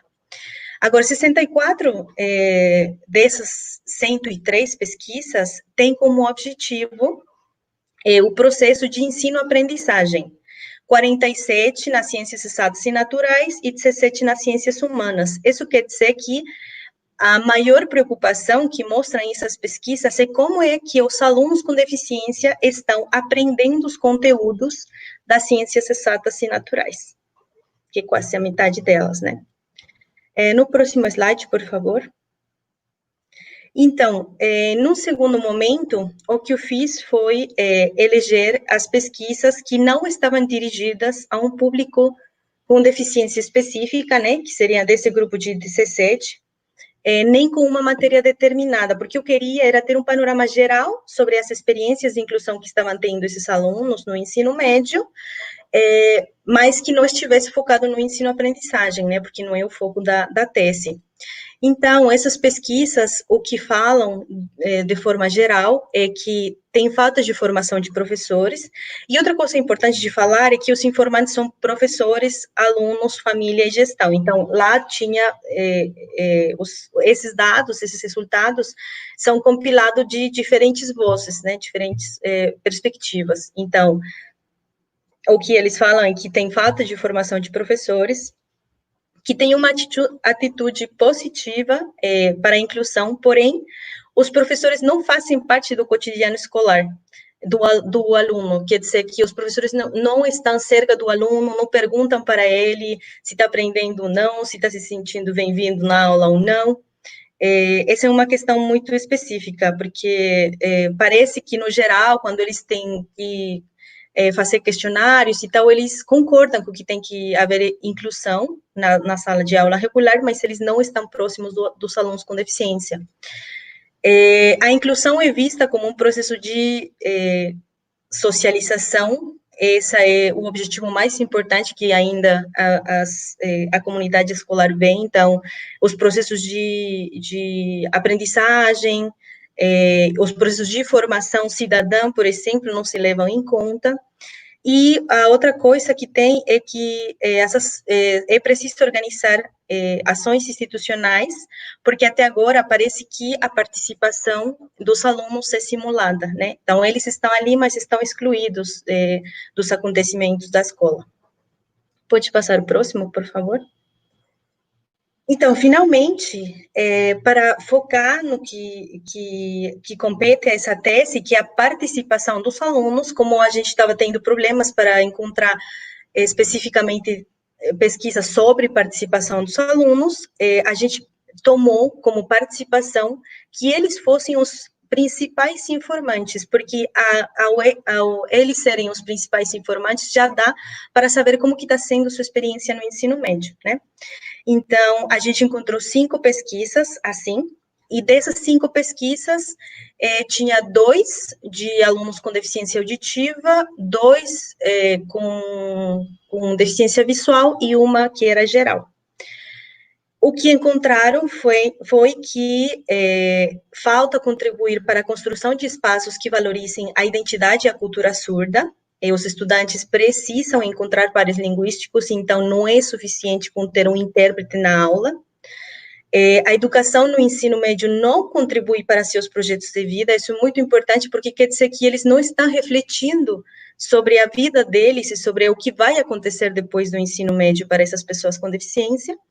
Os alunos aceitam passivamente as condições oferecidas, então isso tem a ver com outro item lá, que é que eles são conscientes das barreiras, reconhecem os avanços, porém são passivos, eles aceitam o que é ofertado para eles na escola. Então, o que apontam essas pesquisas é que os alunos deveriam ser mais incentivados a ter uma postura reivindicativa, né, que possa ter incidência no momento que eles estão passando pela escola. No próximo slide, por favor. Então, nesse slide, eu tenho um referencial teórico que está sendo construído, na verdade, né, eu tenho algumas ideias sobre como eu posso, vamos falar, abraçar essas ideias e essa participação desses alunos. Então, aqui também eu trouxe uma figura, essas figuras são quadros verdes, 2 grandes na parte de cima, um na parte de baixo, mais pequeno no centro, que articula os 3 anteriores, e esse que está no centro tem o nome da pesquisa. Então, o primeiro quadro, que está em cima, do lado esquerdo, diz análise do discurso da política pública educativa no contexto neoliberal. O que quer dizer que não é suficiente com ter um discurso inclusivo na política pública, porque os programas que dirigem o modelo educativo têm uma maior incidência em habilidades produtivas e competitivas, né? Então, é preciso analisar se esses programas educativos, essas metodologias, valoram a diversidade no processo formativo desses cidadãos e cidadãs. No quadro da direita, está escrito Pedagogia Histórico-Crítica, porque ela é uma promotora da participação dos estudantes, propõe a possibilidade de construir um locus de compreensão da marginalização que esses estudantes estão passando, né, dos origens dessa marginação, dos desdobramentos desse processo e os mecanismos para seu enfrentamento. Sinaliza também a possibilidade de uma praxis transformadora a partir da escola, que isso é muito importante. E, finalmente, no quadro de baixo está escrito Juventude e Participação, porque essa transformação da escola se dará somente com a participação desses jovens, e então ali eu vou trazer a escada de Hart, né, que fala que a participação de jovens e crianças pode ser simulada ou pode ser efetiva, né, então a gente está pensando em procurar essa participação efetiva, desde o protagonismo dos jovens, e acho que isso é um instrumento importante que ajuda a eles serem críticos, autodeterminados, que levem a uma sociedade mais democrática, solidária e aberta. No próximo slide, por favor. Então, eu tenho os objetivos, né, da pesquisa, que é descrever as práticas de participação dos alunos com deficiência dentro da escola do ensino médio, encontrar junto com os alunos e alunas, através dos visual métodos, que eu vou explicar um pouquinho mais para frente, as principais barreiras e motivadores para a sua participação efetiva dentro da escola, e construir junto com eles e elas uma atividade para oportunizar o conhecimento dos resultados das entrevistas e os grupos de discussão. Os visual métodos é uma metodologia que se fundamenta em que os próprios participantes possam, através de fotografias, ter contato com a sua realidade, refletir sobre ela e incidir nela, e na produção de conhecimento junto com os pesquisadores, né? Então, por isso que depois de os grupos de discussão, a gente vai tentar apresentar esses resultados criados em conjunto para a comunidade escolar. Então, vou falar rapidamente, né, do método. Esse é um método que a gente criou, antes da pandemia, então agora não sei se vai ficar a mesma coisa, eu tenho esperanças que o próximo ano possa ser, mas na verdade não sei. Aliás, eu vou pedir para vocês, se vocês conhecerem uma sala de recursos multifuncional que trabalhe com alunos com deficiência, que talvez vocês achem que topariam de ter essa intervenção, eu vou agradecer muito vocês me contatarem para eu ter algumas opções. Mas, então, o slide tem uns quadros, né, também em cor amarelo e branco. Desculpa, eu não falei de passar o slide. Próximo slide, por favor, obrigada. O slide, então, tem esses quadros, cor amarelo e branco, que vão de esquerda a direita, com as setas, mostrando o percurso da pesquisa. Então, primeiro, a gente apresenta o projeto aos estudantes. Depois, nessa mesma sessão, vamos dar instruções para eles tirar fotos na cotidianidade da experiência escolar, né? Depois, vamos ter uma entrevista individual, onde vamos refletir junto com eles sobre a realidade deles dentro da escola, por meio das fotografias. Depois dessa etapa, vamos nos juntar com os participantes em sessões de grupos de discussão, para refletir os resultados de cada um, para saber quais são as similitudes e diferenças entre eles, e as suas experiências, e lá vamos criar uma atividade ou algumas atividades para dar a conhecer os resultados da pesquisa na comunidade escolar. Então, os alunos, durante toda a pesquisa, vão ter voz e vão refletir junto comigo a realidade da sua experiência dentro da escola. E no último slide, por favor, no próximo, tem... como que a gente vai fazer a análise dessas entrevistas e dos grupos de discussão.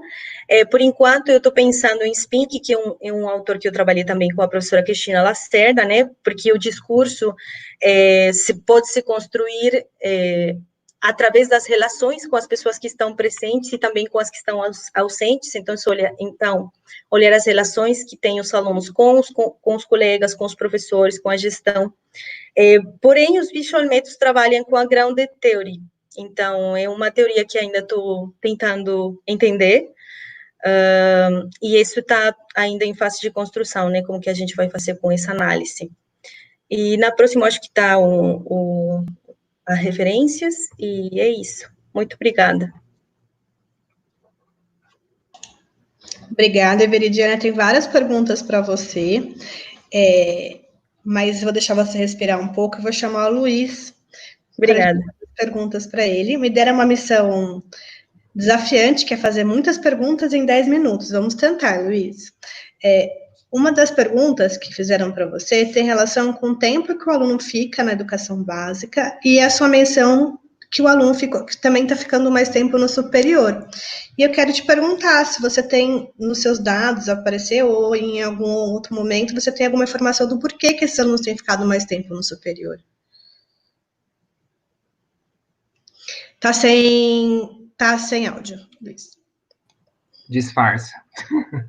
Na página 57 e 58 da tese, eu trago algumas informações do tipo assim, que pode ser uma das explicações. Vou pegar o ano de 2017 especificamente para ficar mais claro. Em 2017, cerca de 2 milhões de alunos terminaram o ensino médio no Brasil, no geral, 2 milhões. Desses, assim, 2 milhões, quantos ingressaram na educação superior em 2017? 3 milhões e 200 mil. Por quê? Existia um represamento da educação superior, no qual as pessoas estavam esperando vagas, e entrou em 2017 3 milhões e 200 mil pessoas, e se formaram no ensino superior 2 milhões. E para o público-alvo da educação especial, olha só, quantos terminaram o ensino médio em 2017? 22 mil estudantes. Quantos ingressaram na educação superior? 14 mil. Ou seja, para as matrículas no geral, cerca de 160% ingressa no ensino superior. E para os estudantes público-alvo, nem 60%. Então, a gente tem falta também de vagas, isso em 2015, agora a gente tem que ver com a reserva de vagas, né? O que avançou, o que não avançou. Existe também a questão que o pessoal, muitas vezes a educação básica é ineficaz, ela tem poucos recursos que realmente atendam o estudante com deficiência, portanto, ele fica permanecendo nessa educação por anos. E a outra explicação é porque eles chegam até mais novos, mas ficam muitos anos na educação superior, porque a educação superior não contempla as reais necessidades deles. Vou dar um exemplo que eu tenho aqui. Eu sou coordenador do núcleo de acessibilidade do meu campus. No meu campus tem 3 mil alunos, 6 são alunos com deficiência. A gente tem um aluno com paralisia cerebral, no qual ele mexe um único dedo, o dedo indicador da mão direita. Ele só faz esse movimento e ele faz o curso de análise e desenvolvimento de sistemas. Né? Então, possivelmente, na programação, ele já reprovou algumas vezes. E possivelmente ele vai ficar mais tempo do que os outros alunos, e isso vai deixando ele com mais idade na educação superior. E só uma outra questão que eu vi no chat a respeito do Iramutec, é um software gratuito, a linguagem dele ele tem em português, mas a linguagem é de base francesa, e tem o manual dele traduzido em língua portuguesa, tá? É fácil de manipular, mas tem que ler o manual completo. Por exemplo, para você começar qualquer frase, você tem que começar com 4 asteriscos. Se você não começa, dá erro nos seus dados inteiros. E aí tem que tirar algumas coisas, colocar outras coisas, mas ele faz uma análise qualitativa muito show. Legal. Vamos todos lutar, né, Luiz? Tem muita coisa para a gente discutir ainda, e muita coisa para melhorar no ensino médio, no ensino superior, e vamos tentar a luta. E aí, Viridiana, choveu de pergunta aqui do pessoal querendo saber como é no México, se é diferente daqui. E aí perguntaram desde a educação básica até a graduação, a pós-graduação. Acho que a gente pode marcar uma outra live com você, mas se você puder contar para a gente um pouquinho o que você viu de mais diferente quando você chegou, seria interessante. Sim. Olha, eu, na verdade, em programas, eu vejo muito mais avanço no Brasil. No México ainda tem escolas de educação especial, e tem um modelo, por exemplo, de itinerância, né, que a gente chama de USAER. Então, os alunos estão nas escolas regulares, e tem um professor que é itinerante em diferentes escolas. Porém, chegando em ensino fundamental 2, esses apoios começam completamente a desaparecer. Então, ensino fundamental 2, ensino médio não tem nada. Ensino médio tem uma coisa que a gente chama de CAED, que é uma educação especial. Então, é como uma escola polo, mais ou menos, mas aí você tem todos os estudantes em uma sala e não falam para nada com os outros estudantes, e é com umas provas que são estandarizadas. Então tem uma questão muito ruim, na verdade, no ensino médio. E no ensino superior eu acho que tem coisas legais, assim, tem universidades que estão indo, mas não tem uma legislação, por exemplo, não tem cotas.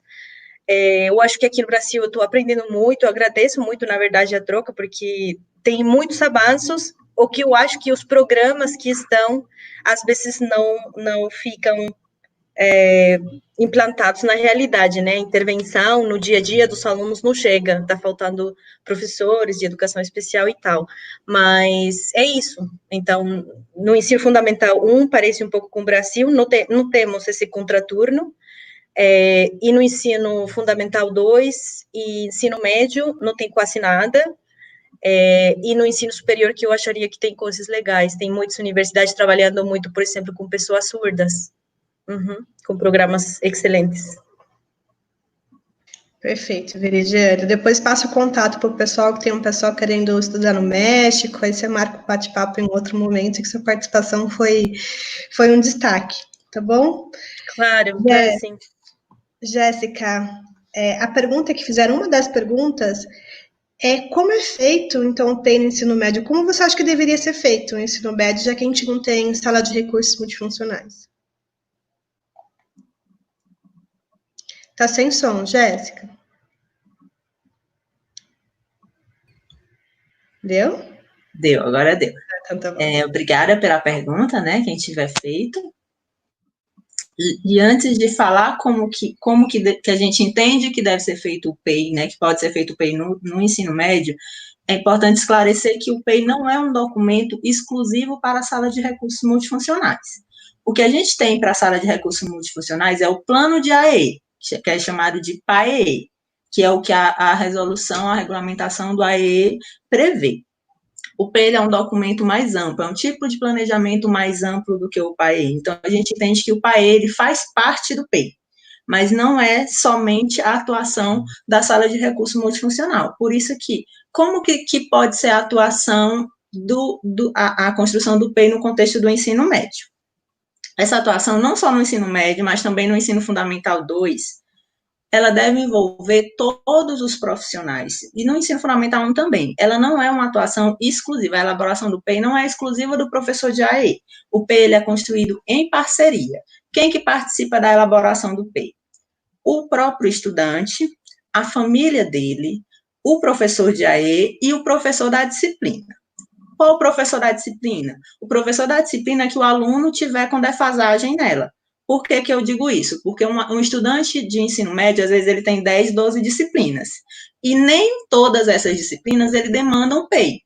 Às vezes, ele vai precisar do PEI em 2 ou 3 disciplinas. Então, esse trabalho ele tem que ser feito em parceria entre o professor de AE e o professor da disciplina. Por quê? Porque o professor da disciplina, por exemplo, um professor de química, ele é o profissional que tem o conhecimento específico da área de química. O professor de educação especial, ele não tem conhecimento para isso, ele não é formado para isso. Qual é o conhecimento e preparo do professor da educação especial? É com relação a recursos, como adaptar atividades, como pensar estratégias de ensino e como reforçar esse ensino. Por isso que a elaboração tem que ser conjunta. Por quê? Porque os objetivos a ser elaborado de um PEI da disciplina de química, por exemplo, estão relacionados ao conteúdo de química, ao assunto de química. E quem tem conhecimento sobre isso é o professor da disciplina. O diálogo entre esses dois profissionais é necessário, por quê? Porque o professor explica qual é o conteúdo, qual é o objetivo que ele deseja alcançar com aquele estudante, e o professor de AE vai junto com ele pensar de que forma será feito, em quanto tempo, que estratégias, que recursos, que tipo de avaliação vai ser implementado. Mas como cada um tem o seu saber, ele tem que ser feito em parceria e em diálogo. E isso também envolve diálogo entre o estudante e a família. Jéssica, ótimo. A sua pergunta une as outras perguntas que fizeram sobre o tema. E eu nem vou fechar a pergunta para a Jéssica, para a Luciana e para a Ana Beatriz, mas eu vou pegar o gancho na Jéssica, que eu acredito que as perguntas têm relação.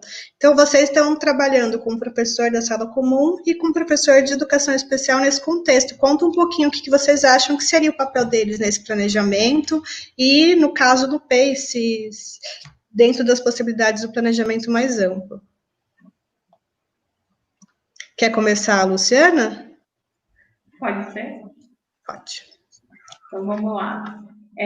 Como a Jéssica falou, né, o PEI é algo mais amplo e, na verdade, um planejamento que é feito por esse profissional que é especialista dentro da área da educação especial é o planejamento que ele faz para o atendimento educacional especializado. E esse planejamento, né, desse serviço ou desse apoio que ele vai prestar, necessariamente não deve ser só realizado na sala de recursos, como é denominado em algumas instituições, ou sala do atendimento educacional especializado, ou sala do acompanhamento especializado, ou, como também tem em outras regiões, sala de recurso multifuncional, como a gente também já discutiu anteriormente. Então, a colaboração ela deve ser sistemática para que esse estudante ele possa ter, não somente dentro daquele espaço limitado, a sua autonomia dentro da instituição. E isso, com certeza, melhora o aprendizado e vai melhorar também vai melhorar a sua vida como um todo, né? A autonomia, a sua vivência. E eu acredito que quando você acaba limitando esse espaço ou tentando fazer com que o aluno fique somente naquele espaço, você acaba, de alguma forma, limitando também as possibilidades que ele tem para outras formas de aprendizado, né?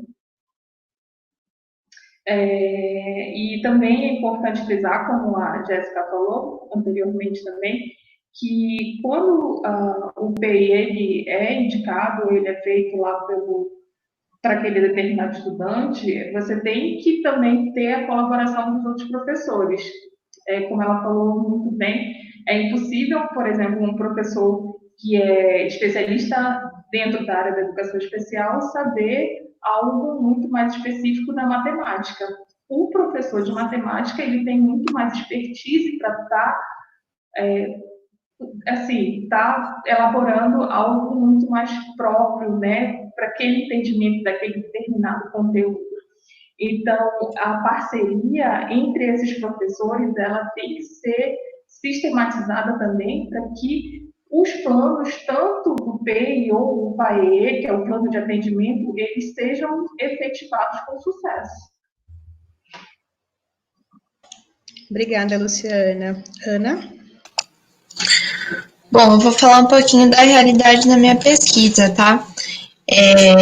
Como eu comentei na apresentação, eu venho fazendo levantamento com os professores do que eles vêm realizando, e o que eu tenho pontuado muito interessante nessa coleta de dados é que muitos dos professores, né, tem a pergunta ali da Mariana Pérez, que pergunta se tem que ter um planejamento específico ou algum que contemple a todos os outros alunos. Dos professores que eu venho conversando até agora, eles fazem sim um planejamento específico para o estudante público-alvo da educação especial, porém, muitos deles, a maioria pontuou que quando eles chegam em sala de aula, principalmente os professores das áreas de exatas, né, eles têm achado muito interessante que aquilo que eles planejam para os alunos público-alvo está servindo também para os demais alunos, né? Então, uma professora de química, ela comentou que foi fazer bases moleculares, alguma coisa nesse sentido, e aí ela levou algo mais visual, voltado mais para os estudantes público-alvo da educação especial. Então, ela utilizou de massinhas, de palitos e tudo mais, e depois, quando terminou a aula, ela foi super elogiada pelos demais alunos que conseguiram ter uma visualização muito melhor daquela forma do que se ela só explanasse, talvez, num slide ou só falando, né? Então, eu acho que, respondendo à pergunta, que tem sim esse planejamento para o estudante público-alvo, mas ele contempla todos os demais alunos, né? Então, não fica uma coisa muito focada para esse aluno. Essa é uma realidade do ensino médio e que eu venho vivenciando na minha pesquisa. O que a gente tem percebido é que muitas das acessibilidades são acessibilidades de mudança de metodologia, mudança de forma de ensinar, do que coisas específicas para o público-alvo. Tem beneficiado todos os alunos, e o professor tem aprendido a se aventurar por outros lugares, né, por desafios que não são só o data show, que é no caso do superior e do ensino médio, no nosso contexto a gente usa muito data show, o PowerPoint, mas com recursos muito mais visuais, recursos e estratégias diferenciadas. Então, essa parceria do educador especial tem sido fundamental para pensar essas práticas, e muito obrigada a todas vocês, todos, né, que o Luiz Renato não está aqui, mas ele também está presente, por contribuir com essas reflexões hoje. Foram reflexões ricas, a gente podia continuar conversando por bastante tempo. Sei que vocês têm informações também que não falaram aqui sobre forma de ingresso, sobre cota, reserva de vaga. Eu vou respeitar o intérprete, coitado. Acessibilidade curricular, certificação, formas de apoio, papel dos diferentes profissionais, o papel dos núcleos. Então, tem toda uma estrutura que a gente precisa estudar. Tem coisas que estão nos trabalhos que vocês apresentaram, mas aqui não teve tempo. Acho que quem tiver interesse pode entrar em contato com as meninas, com o Luiz e Renato. Mas também tem muita lacuna. Então, quem tiver interesse de pesquisar o ensino médio superior, são bem-vindos. A gente gosta muito de conversar sobre o assunto e vai ser um prazer dialogar com vocês. Tá bom? Agradeço a possibilidade de estar aqui mediando, agradeço a toda a organização que vocês têm feito. Eu acredito que o aprendizado de fazer remoto, o aprendizado de fazer à distância virtual, vocês conseguiram lidar com isso muito rápido. Eu estou muito orgulhosa, de verdade, quero aprender com vocês, tá bom? Eu vou deixar vocês com a Mari para finalizar. Quem quiser meu contato depois, tem o site do programa, tem no site do Instituto, ou o pessoal pode passar para vocês. Obrigada, viu? Joia, a gente que agradece, viu? Está muito feliz, sua mediação foi perfeita, todo mundo aqui comentando. E agradecer mais uma vez, né, por você ter participado com a gente e dizer que você é inspiração, né? Sua experiência acadêmica, sua experiência profissional e a vontade de fazer diferente. Isso nos inspira. E a gente está muito feliz de ter enriquecido nosso bate-papo de hoje. Então, muito obrigada, professora, né, pela presença, pela mediação. Se alguém quiser saber como fazer um remoto com um filho de 3 anos, também posso dar dicas. O pessoal que está entrando agora na pós, começou a disciplina, o povo está tudo ansioso, gente, vai dar tudo certo. Fiquem calmos, a gente vai conseguir todos juntos, tá bom? É verdade, viu, gente? Aqui é referência aí. Como é que faz para estabilizar a família, ensino remoto, instituto, universidade, é isso aí. Por isso que a gente te admira tanto, você é maravilhosa. Muito obrigada, foi um prazer ter você aqui hoje. Galera, então a gente está finalizando mais um encontro, né? Que foi muito bom, as pesquisas foram muito ricas, atuais, deu para tirar muita dúvida. E agradecer a todo mundo que participou, né? Desde o início, vocês interagiram muito bem. A gente adora quando vocês participam bastante. Eu queria pedir desculpa, né, pelos problemas tecnológicos, mas como eu sempre falo, a tecnologia ajuda, mas às vezes atrapalha também, né? Mas no final deu tudo certo. Queria dizer também que todas as observações, críticas, tudo que vocês pontuam são direcionadas para as comissões, né, que são responsáveis por cada departamento, e aí a gente vai ouvir tudo direitinho e tomar as providências, certo? Lembrando que o link da presença, né, que é o mesmo da avaliação, está passando no chat e fecha às 20 horas. Então, fiquem atentos, já respondam a avaliação para garantir a presença, certo? Agradecer mais uma vez a galera da comissão, todo mundo aí firme e forte. Aqui nos bastidores, gente, é muito detalhe para ficar atento o tempo inteiro, né? Essa questão do remoto realmente é desafiador, mas a gente tem dado conta. Então, eu queria agradecer a cada um que está fazendo parte disso e ajudando a gente. Também não poderia deixar de agradecer as nossas intérpretes, né? Isa, Jéssica, Nádia, que estão aí com a gente dando a força. Muito obrigada, meninas, pela parceria. E agradecer também, mais uma vez, a coordenação do programa de pós-graduação em Educação Especial, no nome de professora Adriana Garcia e professora Juliane, né? Que dá o apoio para o nosso encontro acontecer. Então, é isso. Todos os encontros estão salvos aqui no canal do PPGS UFSCar, né? Podem compartilhar, se inscrevam. E a gente se encontra mais uma vez no dia 29 de junho. Então, finalizo parabenizando a todo mundo que apresentou hoje, todo mundo mandou super bem. Eu, como estudante, como colega, estou super feliz de compartilhar isso aqui com vocês. Então, muito obrigada a todos, os professores do PPGS que participaram, a galera do Brasil e do mundo todo que estava aqui, né? Então, um beijo e até dia 29 mais uma vez. Tchau, tchau.